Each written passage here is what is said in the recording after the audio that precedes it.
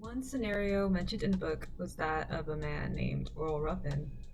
He was convicted of a rape that he didn't commit and served a 20-year out of a life sentence. He voluntarily spoke with the police, hoping that it would help his case, but when the police typed up a new version of those written notes, he added new words that went against his witness alibi. Another scenario that was mentioned was that of a man named Michael Morton, who served 25 years of a life sentence for murdering his wife, even though he did not commit the crime. Morton made the mistake of speaking to the police and giving all the information he had. And by doing this, he revealed that he and his wife had a fight the night prior to her murder.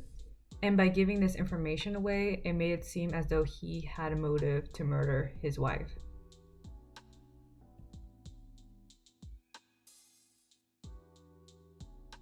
The first reason is that it will not help the case. The second reason is whether that person is guilty or innocent. If they admit any guilt, it will not benefit them. The third reason is if that person is innocent, but they give a small lie or a small mistake, it can negatively affect their case.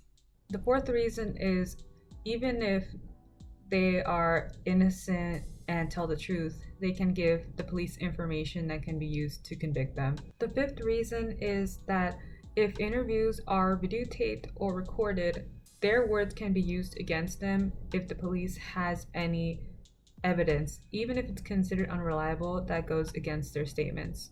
The sixth reason is that the police can give someone false promises that the information will not be used against them or would not be used to convict them or prosecute them. The seventh reason is that the police can lie to you about the case, and they may have evidence that you may not know exists that can be used against you. The eighth reason is that if you were to plead the Fifth Amendment, it would make you sound guilty.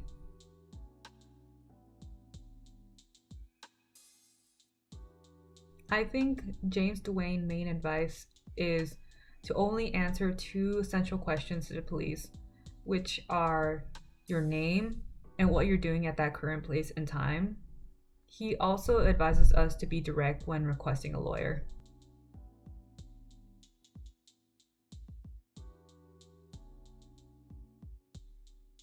I believe that the author's advice is true and straight to the point. I personally do not have any negative experiences when speaking to the police, but my family has advised me not to give details when I do so. There might be more important advice out there on how to talk to the police, but it may be too complicated for the average person to remember.